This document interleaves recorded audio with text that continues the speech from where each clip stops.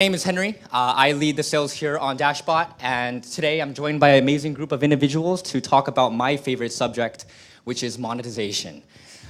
So for the next 40 minutes, we're going to dig into these panelists' minds and understand where they have seen success, or perhaps where they may have faced challenges when it comes to designing bots to monetize. So why don't we all introduce ourselves? If you could tell everybody what your name is, what your company is, and what your role at your current company is. And we can go down the line this way. Hi, everyone. My name is Arjun Ohri, and I'm the CEO and co-founder of ShopMessage. And ShopMessage is a chatbot platform meant for e-commerce stores. So the whole idea is, depending on where the customer is in their customer journey, brands can send messages to customers and start conversations at the right time, whether it's recovering their abandoned cart, sending a receipt, post-purchase follow-up, anything like that. And we can talk more about that afterwards. Hi, everyone. My name is Fang Cheng. I'm the co-founder and CEO of Linc. Linc is a customer care automation platform. We power automated shopper assistance, blend customer service with customer engagement for some of the largest retailers and brands. Hello, everyone. My name is Sergio. I'm not from the Game of Thrones. I'm from Brazil. I run a company there. The name of the company is Take. We are a chatbot agency, and we have a platform that empowers brands to build long-term relationships with customers through conversational interface. Hey, everybody, how you doing? Oh, that was kind of weak. How are you doing? I have to get you all up, all right? That's my job. Hey, I'm Ben. I'm the president and co-founder of Octane AI. We are the messaging platform for e-commerce. And so there's kind of three main pillars to what our customers use us for. One is growth, so not just retargeting, but able to grow your audience and be able to connect with new customers. Engagement, so the automated segmentation and messaging across the customer journey, not just abandoned carts, but everything from welcome series, post-purchase, any kind of flow that you would create an email, we enable over messaging, and then support. And so automatically being able to answer the most common questions that customers get. We have an actual AI, a neural network that is on every bot in the platform, and then integrated with all the other stuff that e-commerce brands use, from Shopify to, I see Reamaze here. That's our newest integration. We just announced integration with Reamaze super recently, so I love that you're right there. That's us. Awesome. Thank you, everyone, for your intros. Nice to meet you all. So for my first question, I really want to just get a general landscape of your current bots. So what are some of the industries that have been most receptive to purchasing via conversational interface? And are there any platforms that stand out to be the most popular or perhaps most successful? Sure. So in terms of platforms that have been most successful, we found that Facebook Messenger tends to be the platform of choice at this point. And the reason for that is many of our customers are brands that already run ads on Facebook or Instagram, and that's where their customers already live. So it's a natural extension for merchants to communicate with customers on Facebook Messenger. Also, in terms of kind of rich interaction, one of the insights that we found is that the market is still very early for end customers to just be texting messages to a bot and expecting an intelligible response. And what we're finding is oftentimes guided flows are much better for helping customers browse products or make purchases or get very simple questions answered. And at this point, Facebook Messenger happens to be the most open and probably the furthest ahead platform in enabling things like quick replies and buttons. So I would say Facebook Messenger is taking the lead, but a lot of the other platforms are catching up. And in terms of what products sell really well, the products that sell well are ones where there's a very visual component to it, and customers can feel like the purchase is an impulse buy. So while we do have some brands that sell diamonds that cost thousands of dollars, we find the ones that do the best are ones where the actual transaction is less than a $75 price point, such that if they get a reminder on Facebook Messenger, then they're more likely to make the purchase as a result of that. I think that's a very good input. But in our experience, we see which channel is more popular for monetization, it's a little bit more like it depends, right? So we see that we serve CPG brands, for example, grocery industry, and today Walmart just announced that they are launching their voice-enabled applications to help customers with grocery shopping. And you see that industries, and it's not just groceries, but also beauty brands, right? A lot of repeat purchases. Voice can be a very good platform for that, because a lot of the consumer needs are realized when people are at home, things are running out, when they want to run an errand, when they're driving and so on. In the hands-free interaction environment, that can be very powerful, especially when you can have an assistant that ties to customers' profile data, so you don't require the customer when they are ordering something they bought before, you require them to precisely describe the product name or attributes that will be very cumbersome, and then smart voice assistants can remove a lot of those frictions and make it easy for customer. Now, when it comes down to fashion, apparel, more experiential shopping type of verticals, you will definitely see messaging apps like Facebook Messenger is really powerful because that visual components and being there. And I think in the future, there will be more blended mediums, right? And a lot of voice platforms already built in with visual companion side of the experience, and that can create a really interesting shopper dynamics. And then when it comes down to like monetization related use cases, we found that more contextual selling become really, really interesting.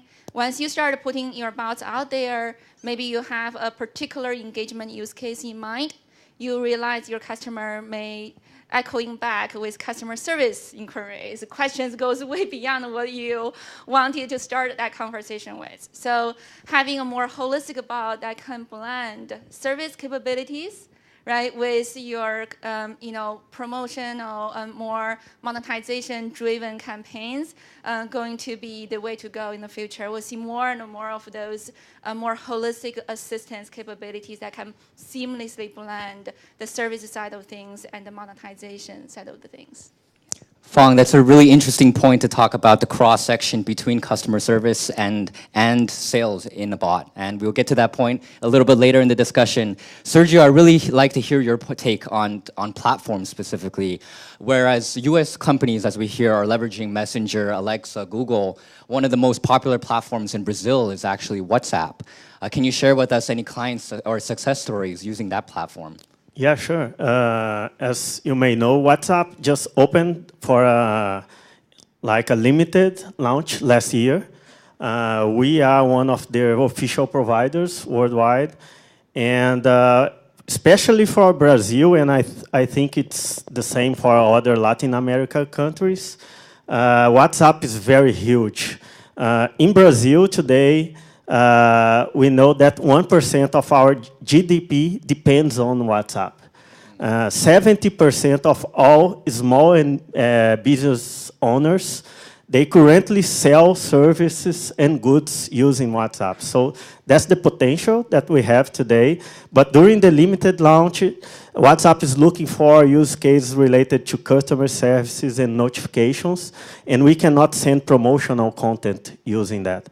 So the main challenge today is to create a relationship using customer services as an entry point, and then keep the conversation moving on, and use this conversation to trigger some sales.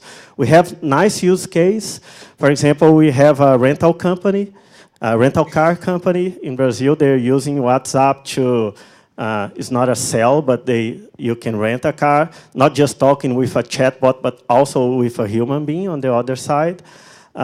We have a debt recovery company that works for banks, and they use WhatsApp to negotiate those debts. It's a different kind of sale. And we have a hospital that you can set appointments through WhatsApp as well. So we are trying to fit the monetization model together with the customer service that we need to provide. I would just say Like, it's all of them. You can make money on all of them. People are willing to buy on any messaging platform. It depends on country and use case. We see certain countries really big with Messenger, others are bigger with SMS, others are bigger with WhatsApp. You can make a ton of money on others. Just from us on our stats, like on average, our customers are generating 5 to 25% more revenue using our stuff. And like, we just like, and across platforms, you can make money. It just know your audience and know the country and know what's going to really work there. Awesome, thank you. So for my second question, I want to understand what are some of the breakthroughs or challenges that may have surfaced when designing these bots to monetize. Now, I want to understand, as people are acclimating to chat experiences, has it gotten easier to sell with these conversational interfaces? Or what are some of these new challenges that may have surfaced in the past year? And Fang, I think you talked about the cross-section between customer service and sales and as a breakthrough. And you actually, Linc, I saw that released a new feature called the consultative buying botlet. So could you tell us a little bit more about that feature and perhaps what influenced you to build that out? Yeah, and I will start with the challenge side because when you think about like, especially in the intersection of customer service and monetization or customer engagement, the more conventional customer service tools or systems, they're more session-based, right? So you write an email over, you send a ticket, even live chat is relatively a session-based environment. But when we talk about chatbot, when we talk about messaging apps or voice assistants, when you speak to that business, and that stream is always there, you feel like it's relationship-based to that business. It goes across multiple sessions potentially, right? So once you converse with a business, once you start receiving and subscribe to their notifications on Facebook Messenger, they show up in your contact book, just like your friend. You can always go back to there. So when you're conversing with a chatbot, no matter it's voice or messaging app environment, you feel like you're maintaining that relationship. But on the other side, the business tools the business is using in responding to those may not be relationship-based, right? So without going into details, that's one of the areas that create a very interesting problem to solve. And then when you do it right, not only you can serve the customer better, because you're tying the customer relationship data, a more contextual understanding of that customer's needs to that service capability and the conversation capability with customers, you create a whole new opportunity that you can do contextual selling, right? Contextual engagement. Now, tied to your second question is why do we build consultative selling or consultative buying bots when we are a customer care automation platform? Because we see that very natural journey and blend between these two.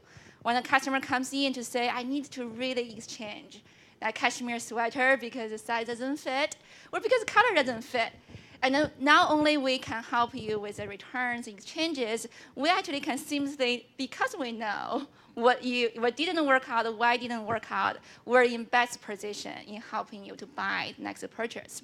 Now, come back to your future interactions with the same bots. If we can remember all your dealings with us before, right, and over time has learned your preferences, we become actually the most powerful promotional bots or buying assistance bots, and less because of the conversation capability alone.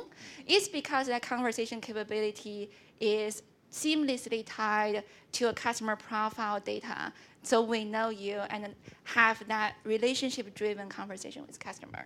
Can I just add to Fang's thing? I think she's absolutely right.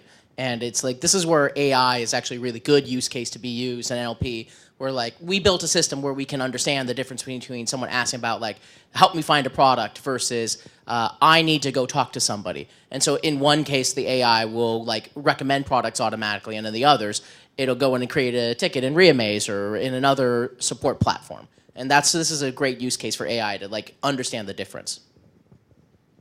Yeah, so we've discussed the cross-section between customer service and sales in a chatbot. I'd like to use this as a segue to now talk about the cross-section between an ad space and a conversational interface. So typically, the ad space for chatbots and voice assistants is a touchy topic. There's a fine line between successfully deploying an ad and then potentially ruining your user experience. So Octane actually has a new approach to these ads called their conversational ads. So Ben, can you share a little bit more about this new feature with us? Sure. So we're just starting to roll this out. And so Traditional ads have like been a core part of the world of e-commerce. You drive people directly to the site, big part of the top of funnel. Traditional ads have two major flaws, though. One is that you can't learn more information about the customer through that ad, and two, you can't follow up with them if they don't complete the intended action, like a purchase. And so what we've built is conversational ads. It kind of falls into two components on the Facebook platform. One is click-to-messenger ads, and one is sponsored messages. The click-to-messenger ads allow you to get people to opt in because anyone who clicks a messenger ad is opted in for messages. And then you can ask them key questions or recommend products, and then use that information to drive a really targeted recommendation and drive a really targeted sale. And if they don't complete the purchase, say they go and they add something to a cart, you can send them an abandoned cart message. If they go on the site and they leave, you can send a browse abandoned message. So what we've seen so far in our early tests is that our customers that have been using this get anywhere from 6 to even 20x ROAS on those ad campaigns. And they're learning more about their customers all the way through. And then the second piece, sponsored messages, they can send really detailed targeted messages, even outside of Facebook's 24+1 promotional window, using sponsored messages. This is something very few people have done. We worked with Facebook on this. And so this is all kind of like one package. So if you want to learn more, I'm going to pull out your phones, if you would please. I know. So we actually have a playbook. My co-founder wrote a 31-page playbook on conversational ads and the use cases, specifically around e-commerce, but it is join.octaneai.com/playbook.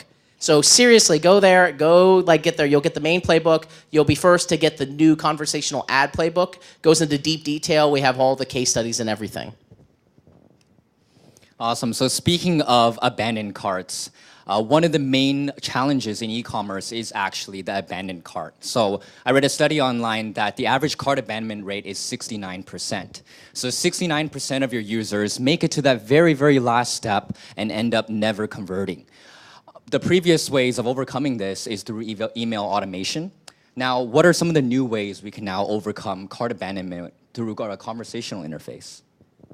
Sure, I'll take that question. So at ShopMessage, really where we got our start was helping merchants recover abandoned carts through chatbots, through Facebook Messenger. And just to set a bit of a history before then, what our company was doing is we were actually running our own e-commerce store for a number of years before then. And like many businesses in e-commerce, we're using Facebook and Instagram ads very, very heavily. And we had noticed that there was lots of brands that were using Messenger as a way to send receipts and maybe shipping notifications after the purchase. But we noticed that most of these merchants were not actually adopting a full chatbot platform. It felt like there was a lot of hype around it. The first use case that came to mind was customer service. And so what we came up with is what our insight was realizing that maybe start the conversation earlier on in the purchase journey. And so when somebody shows the intent to buy a product, there's a lot of reasons why they might not finish the actual purchase. And so what our system allowed brands to do is to it automatically connected with their website. So we tracked all website activity, and we also integrated with the product catalog. And that allowed brands to send an automated message and start a conversation with users after they added the product to cart but didn't purchase. And what we learned as a result of it is a number of things. So from the user side, many users just by getting the reminder went ahead and finished the purchase. They intended to make the purchase earlier, but they just forgot, which happens. But then also from brands, they noticed that they were able to really drive up the engagement rate and their purchase rate by treating that as a beginning of a conversation, maybe offering discounts, maybe showing related items based on what the customer's already browsing on the site. And that evolved so that it wasn't just abandoned cart, but actually how do you start the right conversation at through the entire life cycle of the customer. So when they're first coming to the business, to the merchant's website, how do you introduce the brand over something like over a chat conversation? And then as they show more and more intent, how do you walk them through trying to make a purchase? And then after they make a purchase, how do you help with things like getting their delivery notifications, leaving a review, maybe joining a referral program, and really increasing the LTV from there? So that was a breakthrough both in terms of the user experience, in terms of having a very easy to use way to re-engage with the brand. But now for merchants, they love this because for all this hype around chatbots, for the first time, they could use a new service and within a day start to see incremental sales that are coming through chatbots.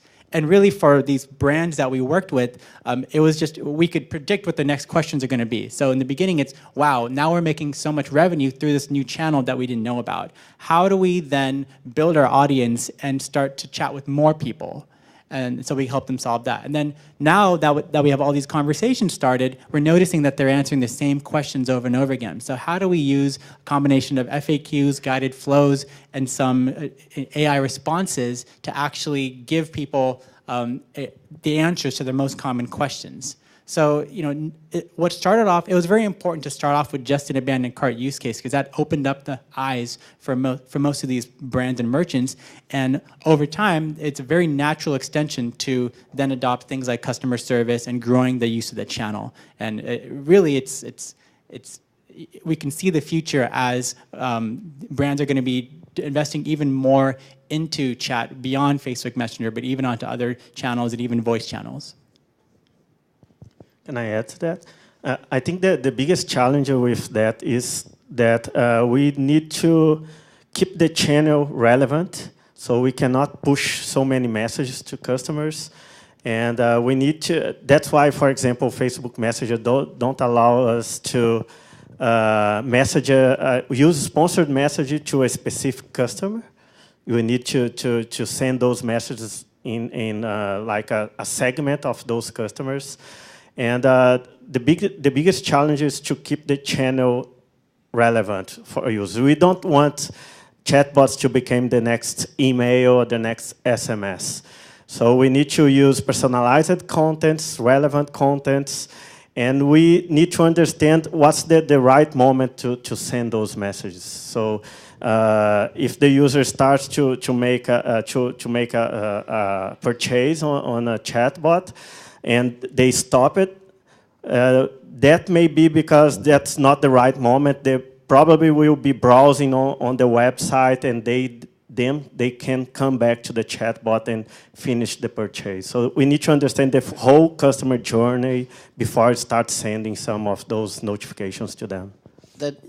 Oh, no, I was just going to add that absolutely it has to really add value to the end consumer. Not just like, here, go buy, but be like, help me find a product. Do you want to see reviews? We do this integration with Yotpo where you can actually, when you get the abandoned cart message, actually read the reviews for the product to make a more informed decision, as an example. One other challenge of the whole thing, too, is just the top of the funnel. So a lot of the history of this kind of retargeting has been like getting people to opt in from the website, using that send a messenger checkbox. That pre-check checkbox is going away, at the pre-check at least, on the 9th of April. And so, now merchants are thinking about, and just people in general, how do I get people to opt in? Messenger ads is a key piece of that. We have one other feature that we actually announced today, or emailed today. We call Facebook Global Comments, where anyone who comments on one of your Facebook posts can receive automatically a welcome message of some kind from your bot. And then if they respond back, they can become a follower. And so you can introduce yourself to the brand, and they can decide if they want to follow or if they don't want to follow. And then yet another way to get people top of funnel, because once they become opted in, they become a follower, they're eligible for the abandoned cart message or for a broadcast or for something that's really relevant that'll add real value to them. So I will also write on that, and I think you hit an interesting point, which is that how do you, opt in, opt out related to user preference data? How do you manage that, right? So, and I think you talked about that shopping cart abandonment is one of those use cases where you kind of seamlessly drive a customer from some of the conventional channels. Maybe they're just shopping online. They were not even thinking about bots. And then you seamlessly drive them into a bots channel. And so those are very useful. I think I ask for a bigger question for us to think about is how do you actually connect the customer's data and identity between your conversational bots initiatives, right, and your other touch points that you expose to customer, no matter if this is your website, your stores, your other customer service channels. And then the data ought to flow both ways seamlessly and tie it back to a unified customer profile. From the bots adoption perspective, we often think about how do we put the bots discovery points into more of the conventional channels to increase those organic discovery. But there's also the other side of things, right? How do you draw insights from sentiment to their most recent service request? Is that resolved or not? Those may be trapped in unstructured conversational data, right? Can you turn those unstructured conversational data into structured insights and then bring out that insights to drive monetizations or better ROIs and conversions into your conventional channels, right? The next time customer land on your web store, and you know that this is a shopper recently give you a big thumbs up, send you tons of hearts, chat within Facebook Messenger with you, and that's a very happy customer. Maybe you want to respond differently than the customer recently has been somewhat pissed off, and you really need to earn back their loyalty. So that data flow between the conversational ecosystems and those initiatives, and then your conventional mainstream initiatives, I think that's going to be the next frontier as we continue to invest in bots initiatives and then draw synergies between the bots initiative to our mainstream business lines. And then I think that's a very interesting area to explore opportunity to increase ROI. Yeah, I agree with all that. I mean, it's very important that chat channels don't devolve into a spam channel, and that's why it's even more important that you pull in full data about the customer's experience even outside of the bot. And we're at the point right now where most of the time when a customer interacts with the bot, with a brand, they're not doing it through a chat bot, they're doing it somewhere else. So the big challenge to solve in the beginning is just how do you pull in all that data and use it to serve something that's very personalized. Nobody should be getting a message.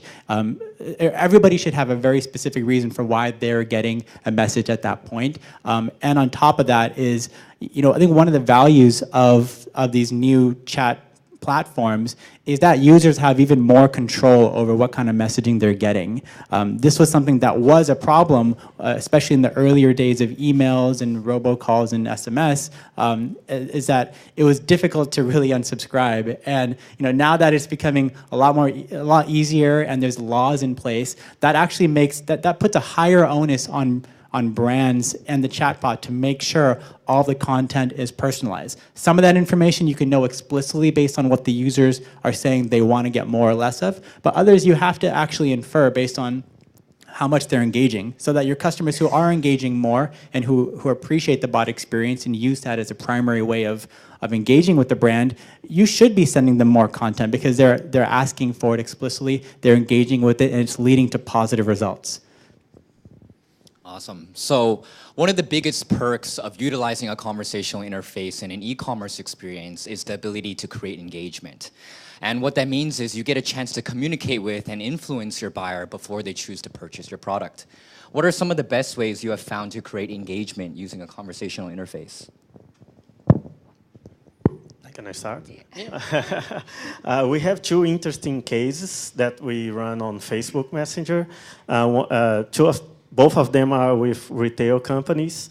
The first one, they did an action for products during the Black Friday, but it was a different action. To win the action, you need to have the lowest bid, unique bid.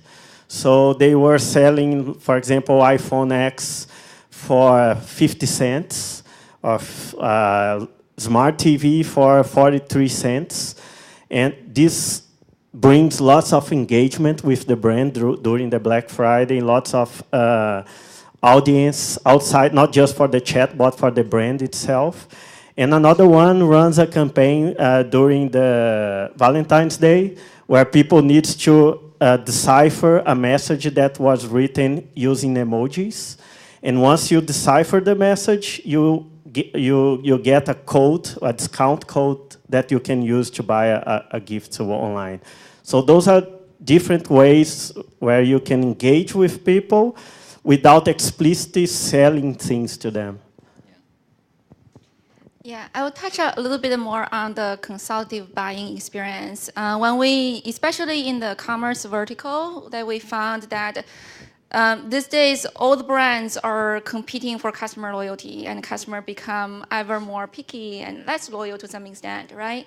And it's almost not enough to just compete on the product and the price. So thinking about how to turn your brand expertise into services that your customers can easily consume and adds value beyond just doing a search query through a conversational interface, right? How do you actually deliver your expertise that we serve beauty brands, for example, that are able to have the bots converse with customers, understand what you're looking for, skin type, and so on and so forth, to really recommend that product. And throughout a conversation like that, you really get to the end results that maybe something you cannot achieve just through a product search bar. And same thing with apparel, finding the perfect pair of jeans, very powerful Levi's. It's become a very successful initiative where you actually can just, you don't have to know what style you're looking for.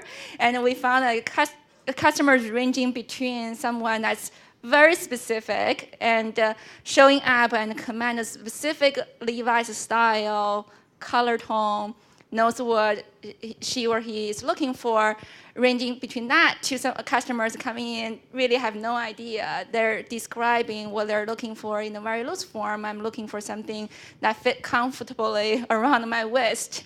What do you recommend, right? So those are areas, I think, especially when the bots, to be able to master the understanding of the catalog data, in rich attribute associated with the product, and personalize the customer profile understanding, with the ability to converse with customer, will create a very unique, highly engagement oriented bots that goes beyond what people can already achieve through a search function, not through a website.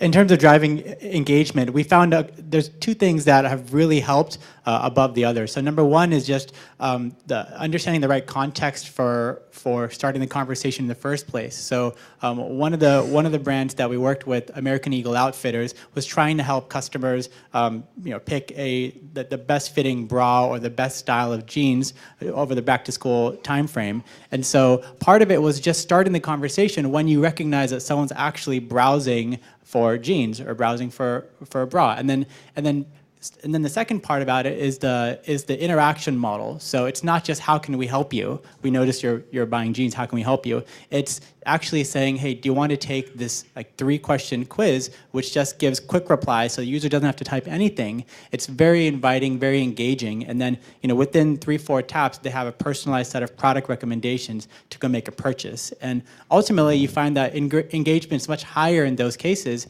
and then the people who do engage, you're able to convert them to make a purchase at over 2.5 times versus people who weren't really offered that help in the beginning. I'll give a couple quick specific examples. GoPro is one of our longtime customers.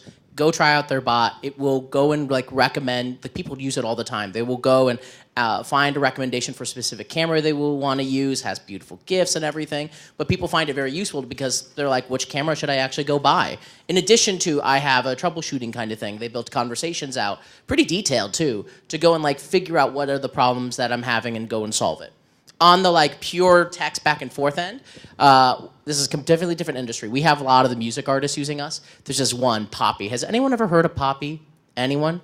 Oh my God, if you haven't, go search Poppy on YouTube and your brain will break, I promise you. Seriously, go do it and then don't, forgive me for what I've done to you. But Poppy has trained over 4,000 different responses in her bot. You can message her about almost anything and she'll have a response for you. And so people message her all day about all sorts of different things and finding Easter eggs. And then 3 is actually like not just thinking of only in messaging, but connecting it to the other platform, the other messaging environments they use. So in one case, we have this integration with the top email provider in e-commerce, Klaviyo. And so our customers, like a Vanity Planet or a bunch of others, what they'll do is they'll connect their store and they'll connect their messenger to Klaviyo. And so what they can do, for example, is send a message, and if someone doesn't engage with that message or does engage with that message, they can trigger an email series based on the action, and they can collect an email address using Messenger, and they kind of actually like the handoff, partly too because now you can make sure that they don't get both an abandoned cart message and an abandoned cart email as one example. So you're not double hitting people. By hitting people less, you're actually engaging them more. Awesome, thank you, Ben. So we have a few minutes left here to open up to Q&A to the crowd. So if there's any questions from the audience, raise your hands now. Hi, I was wondering if there are any other industries or verticals in addition to e-commerce. Sergio, I know you mentioned debt recovery. I guess e-commerce is like the first starting place, but what other industries are ripe for monetization via chat? Anywhere you this is a very common one. Anywhere where someone needs to book a time. So I see drift here. Sales, hardcore for sure. Using a bot in order to get people to book a time or book a demo, or also getting people to come in for anything from a gym to anything else. There's a ton of industries where if I have to go in person, a bot can really monetize. Yeah, I think if you think about what e-commerce industry facing is not really unique to e-commerce industry, which is very common for pretty much all B2C business, adjacent industries such as travel, insurance, even some of the healthcare related applications. So you're serving consumers, right? You think about consumers' behavior has changed dramatically in the past years. They want ability to be more interactive in a loose format, and they can go on and off in an asynchronous way. So this type of challenge is not really unique for just e-commerce business, right? And any business can create more opportunities to converse with customer, and then leverage more of a contextual understanding to surface engagement, surface monetization opportunity. I think that's really applies pretty broadly. We have other case. One of them that is very interesting. The guys are here. I'm not seeing them, but they work for mobile carriers, and they sell mobile plans using chatbots. They are selling thousands of mobile plans every month using that. And other customers are banks. They are using chatbots to sell financial products, not just debt recovery, but investments and other kind of financial products. I've got 2 more, sorry. 1, politics, and 2, nonprofits. Same kind of use case, driving donations and even donation abandonment messages. And so we've seen some interesting things there on our platform on that front. Yeah, I'd say anytime you're driving a lead generation funnel, a chatbot can help you do that. One thing that was kind of out of the box that I stumbled upon a couple weeks ago was a chatbot called Storyboards. And it's very simple. It's actually just a way to print out photos, and you talk to the bot, you send the bot photos, it'll give you a really, really beautiful mock-up of what it would look like on a wall or on a canvas, and then it takes advantage of the fact that there's already some data that's from Facebook that's there. It gives you a very easy way to make a purchase, and then you get these things that you can put on your wall a little bit afterwards. So most of the conversations we're having right now are around how do you help a bot go through some external lead gen funnel that already existed, but I do believe you're going to see a lot more use cases come up in the next few years where the product itself you're actually paying for something within the bot that is something that was previously not sold before. It's a new kind of industry. It's very interesting. Building on this, my question is, what I research is, how do we best hand over back to a human-human interaction? And what your thoughts are there about how this frontier initially got very much like, let's put the human really last resort, but we're seeing certain industries for very high-ticket interactions where actually say, oh, we want to bring back the human because it drives a little bit more loyalty. Would love to hear your thoughts. Sure. So what are the there's a couple of use cases that come to mind for me. One is a company like BarkBox. I mean, they have more than 50% of their repeat purchases happen in some sort of a live conversational channel, whether that's on-site chat or SMS. And what was interesting is there's two things that they need to think about in terms of when handing over a bot conversation to a human. Number one is, of course, the timing of how do you, if you can't answer a question in the bot, how do you, do you give the customer a very explicit way to say talk to a human and making sure the customer knows they're talking to a human. But the second part, and there's going to be there's already a whole industry around this where the information collected from the bot is used to really prioritize conversations for the customer service agents, so they know exactly who to actually respond to first, as opposed to just going down the list of who's there. I'll be very quick on this because we see this a lot, right? Because we're at the intersection of customer service and customer engagement. Handover to agent capabilities is a must-have in your day one. Even when you're just thinking about, I'm just piloting and trying out the POC project on chatbot, if you don't have that, you will quickly realize your boss raise more questions than it can answer.